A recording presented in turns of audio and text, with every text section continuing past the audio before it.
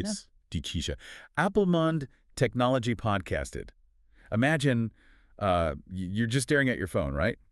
You double-click the side button, just like you do, every single day, to buy a coffee or split a dinner bill. Right, it's just muscle memory at this point. Exactly. Your screen scans your face, and in like 3 seconds, $15,000 just vanishes from your bank account. Oh, wow. That's brutal. It is. And honestly, the absolute worst part, you realize pretty quickly that your bank won't do a single thing to help you get it back. Yeah, that's a genuinely terrifying scenario because we are looking at a system, Apple Pay, that was designed from the ground up to be, completely frictionless. Super easy to use. Right. I mean, the cryptography happening in the background is incredibly complex, but the user experience, it's effortless. And scammers have basically realized they can use that exact frictionless nature as a weapon against you. And that is exactly the core of what we're unpacking in today's deep dive. We've got a stack of really alarming reports here detailing this massive, highly coordinated outbreak of Apple Pay scams. And it's sweeping across the U.S. and Europe right now. It's not just a localized thing. No, it's everywhere. And the stakes are just incredibly high for you listening right now, that $15,000 nightmare I just mentioned. Yeah, that's roughly, 470,000 new Taiwan dollars? Basically, yeah. And that is a fully documented case in our sources today. It was from a victim who was literally minutes away from complete financial ruin. And, we really have to be clear up front about the nature of the specific threat, because this is not a story about a technical failure. Right. Nobody hacked the mainframe. Exactly. Hackers did not smash through Apple's firewalls. The encryption algorithm wasn't broken or anything like that. Which brings us to the actual mission of today's deep dive. We are tailoring this directly for you, the listener, so you can protect your digital wallet. Yeah, because you really need to know this stuff. For sure. We're going to break down the exact mechanics of how these fraudsters operate. We'll map out the 5 major warning signs you have to watch out for based on our sources. And crucially, we'll give you a foolproof, technically sound method to verify what's real and what's a trap. Because honestly, reading through these source materials, it's like having a bank vault with an unbreakable lock, right? But the bank robbers figure out a way to just text you and politely ask you to open the heavy door for them. I love that analogy. It perfectly captures the mechanism at play here. To really protect yourself, you just have to understand their playbook. And it's quite the playbook. Oh, it's genuinely a masterclass in psychological manipulation. It's pure social engineering. So let's start right there. How does this modern scam actually initiate? Because, nobody just wakes up and decides to send their life savings to a total stranger. No, of course not. It always starts with a really jarring disruption to your normal routine. Usually it's just a text message. Like you're just eating lunch and your phone buzzes. Exactly. You look down and you see this highly official-looking alert claiming there is some severe anomaly with your Apple Pay. So it's trying to scare you immediately. Right. It might cite a massive unauthorized charge, or it'll claim your entire account is facing an imminent freeze, just something to trigger immediate alarm.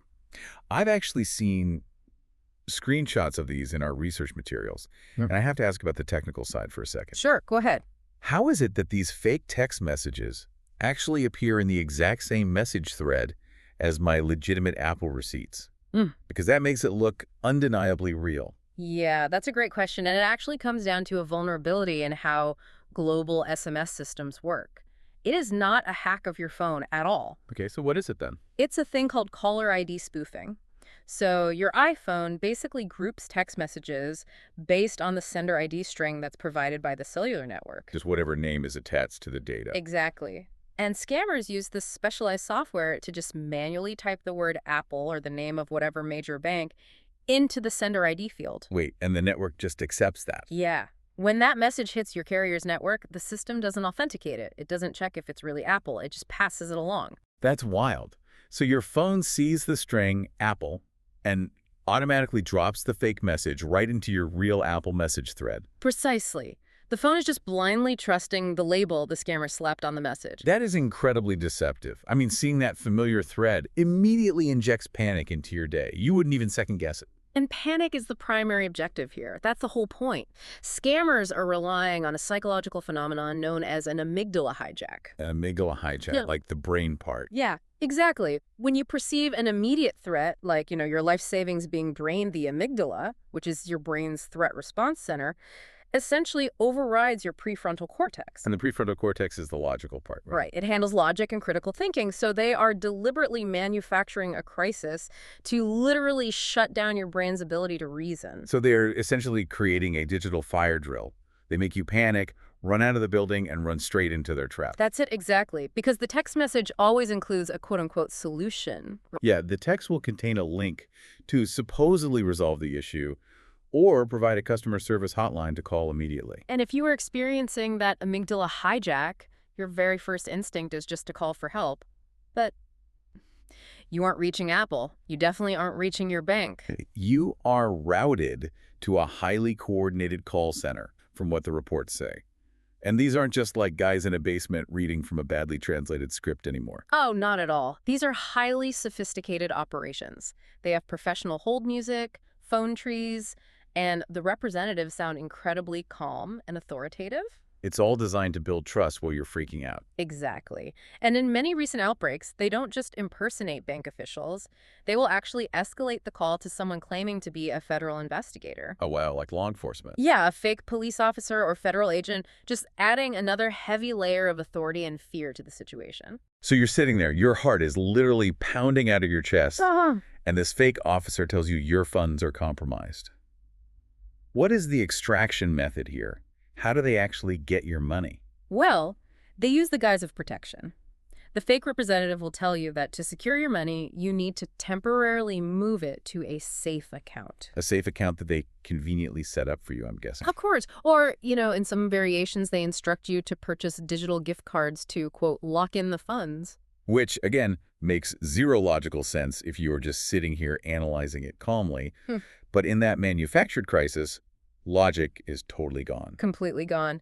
That user we mentioned earlier, the one who almost lost the 15 grand, they were fully caught in this web. They were actually going through with it. Oh, yeah. They were actively transferring the money, following every single instruction on the phone. The only reason they didn't lose that massive sum was because their actual bank flagged the destination account. So the bank managed a miraculous last-second interception of the funds. Exactly. It was a very narrow escape, and it was entirely dependent on luck, not some systemic block that will always save you. I'm stuck on something here, and I think a lot of listeners will be too. Let's talk about liability for a second. Okay, sure. Because if someone steals my Visa card number and goes on a massive shopping spree, I just call Visa.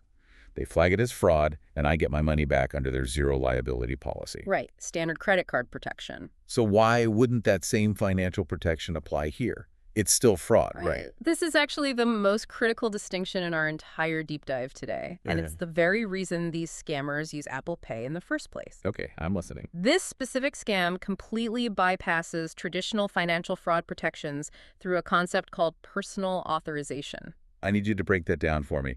Why doesn't the bank view this as a crime they need to reimburse? Well, we have to look at how Apple Pay processes a transaction compared to a normal credit card.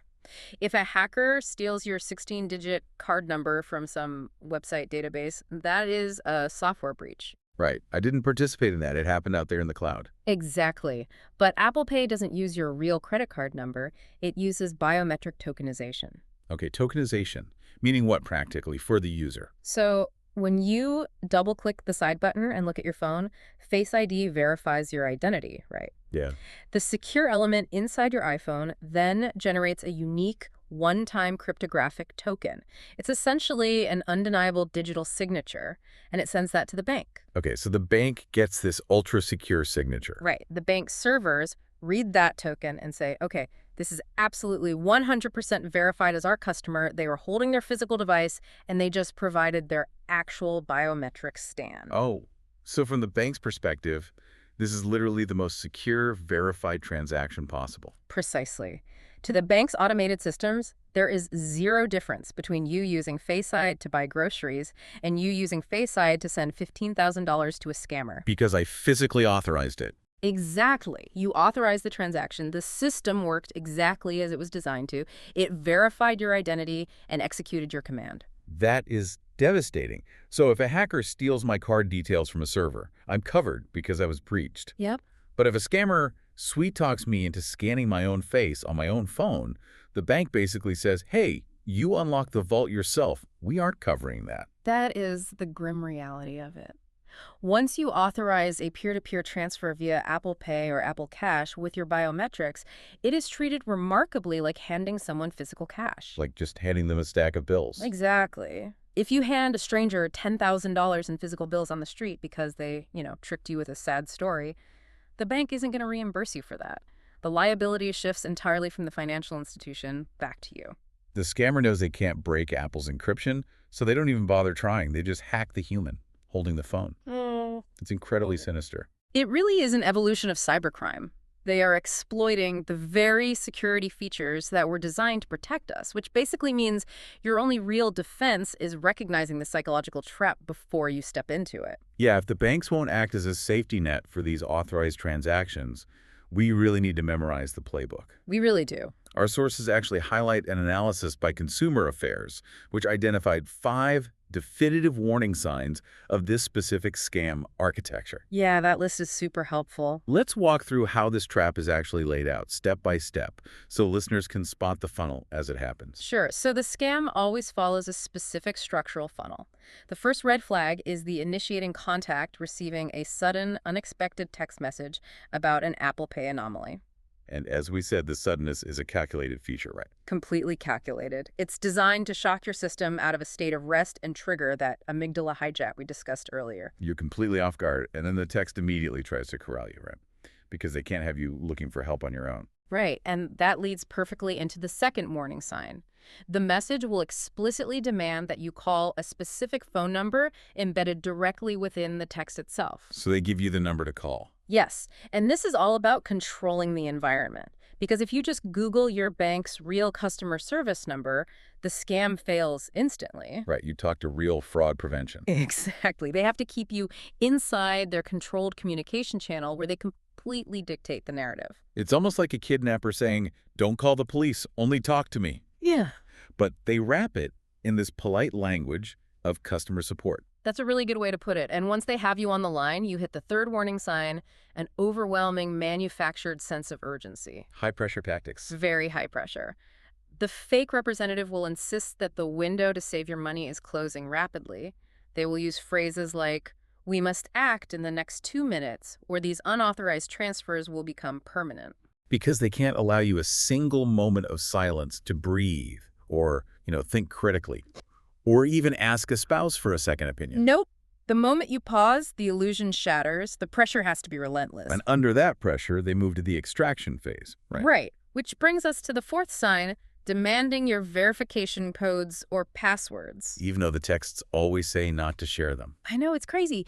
Even while pretending to, quote, verify your identity for security purposes, they will ask you to read back a multi-factor authentication code that Apple literally just texted to your device. But those texts always say, do not share this code with anyone, including Apple employees. Like, it's explicitly written there. They do say that, but the scammers are relying on the panic they've instilled to make you just gloss over that warning. You're just trying to stop the bleeding, so you read the code. Exactly. And then when we reach the final warning sign, this is the absolute peak of the manipulation, and honestly, it's perhaps the most audacious part of the entire scheme. I know what you're going to say, and it's wild. They will instruct you to initiate a transfer, and then they actively coach you on how to lie to your real bank's automated fraud prevention systems.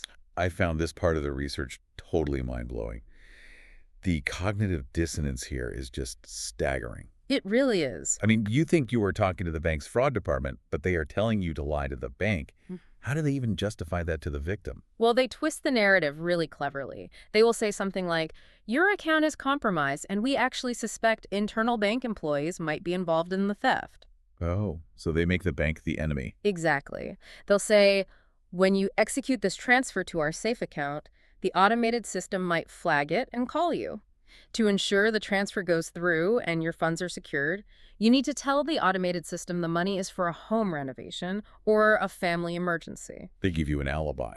Right. They'll tell you, do not mention you are speaking with fraud prevention, or those corrupt employees will freeze the transfer and steal your money. They are actively turning you into an accomplice in your own robbery. They are literally giving you a script to bypass the very last remaining safety net your bank has.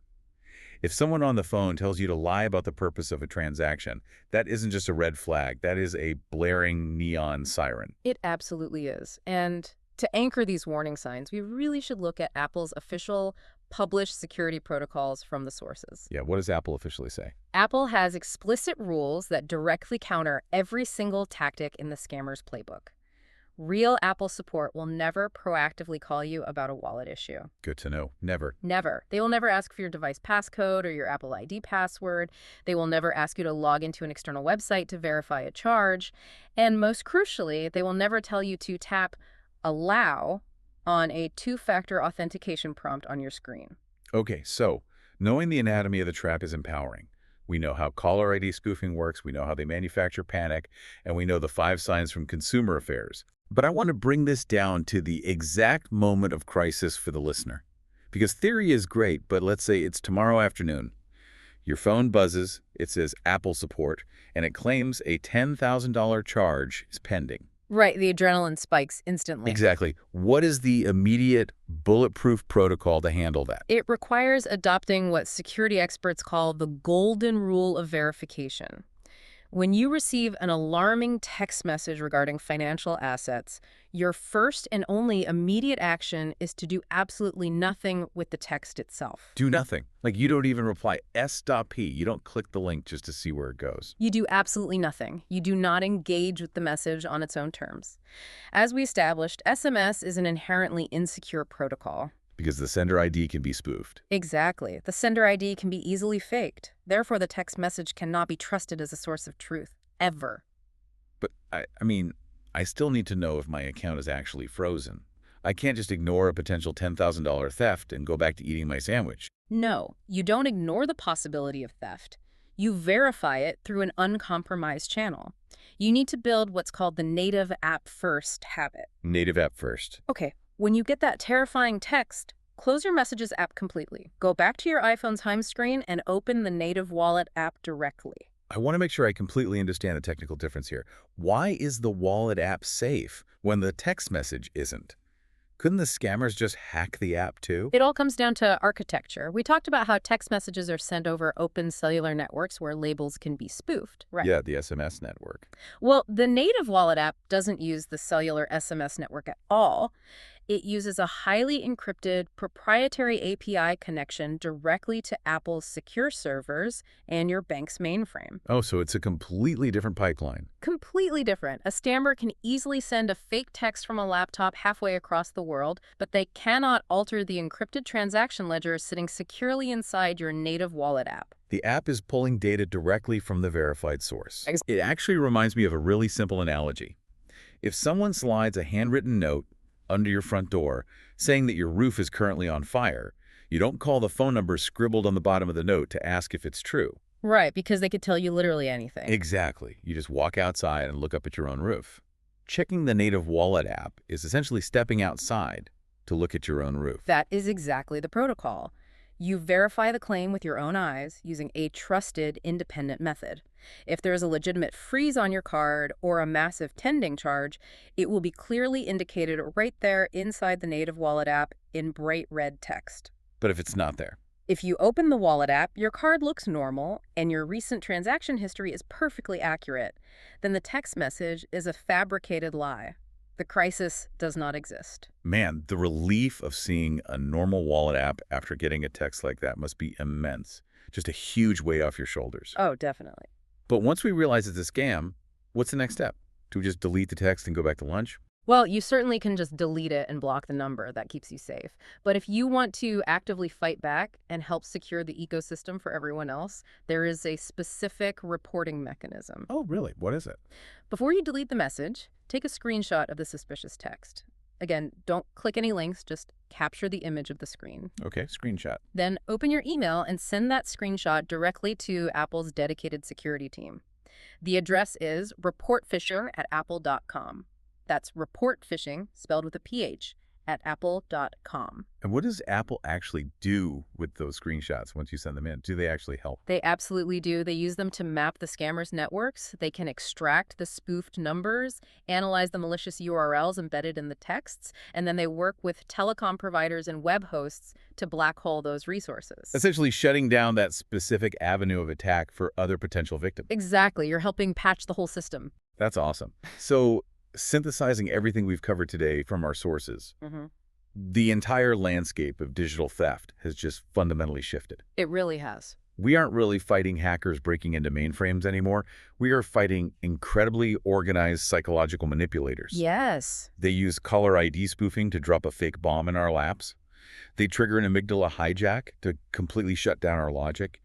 And then they guide us into using the perfect biometric security of Face ID against ourselves. And because you authorized it. Exactly. The liability loophole means the banks just leave us holding the bag. It's wild. That is the complete picture. And it means our defenses have to be purely behavioral now. Right. It's all about recognizing that out-of-the-blue text, noticing the demand to call a specific number, feeling that crushing urgency, seeing the demand for codes. And that ultimate red flag, being coached to lie to your own bank. Exactly. And the fix is overriding the panic by relying solely on the encrypted native wallet app as your single source of truth. You know, looking at the entirety of these reports, it leaves you with a slightly unsettling feeling about where we are headed with all this technology. It really does. If we zoom out and look at the broader implications of this source material, it leaves us with a rather profound, lingering question. Yeah.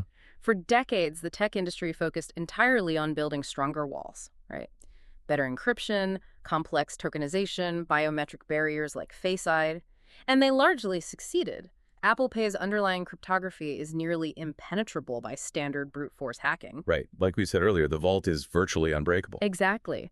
But if our technology has become so perfectly secure that criminals realize they can no longer hack our devices, well, it means we are the vulnerability. Oh, wow. Our human emotions, our evolutionary instinct to panic, our capacity for trust, we are now the absolute weakest link in digital security. The criminals just pivoted from exploiting software code to exploiting human psychology.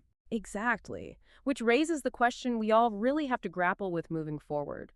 As our hardware and software continue to approach perfect security, how do we even begin to go about patching human nature? Wow. Patching human nature. That is a massive question, and one that's definitely going to stick with me. We really have become the final firewall. Just remember, you hold the keys to the unbreakable vault. When the alarm bells ring, step back, look at your own roof, and never let anyone text you into opening that door. Bertrand, Siri, si puncha hosta shayan kinanya ha ha, hosta jombagun, si hali tota punisul.